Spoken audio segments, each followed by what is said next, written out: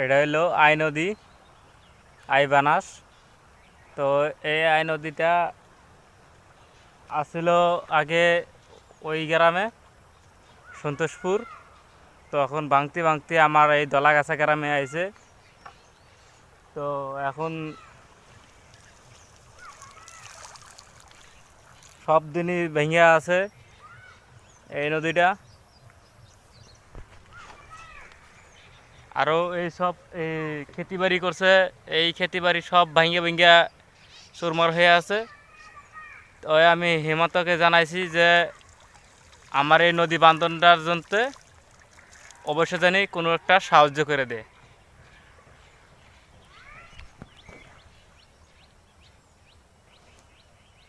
এটা যে আমি ছোট থেকে বড় হয়েছি, আমার এই নদীটা যে ভাঙতে ভাঙতে আমার গ্রামে এসে পড়ছে। বহুত গ্রাম ভাঙ্গা চিরা চুরমার হয়ে গেছে। এখন এই যার মাটি ঘর নাইকি ও এখন কোনে থাকিব।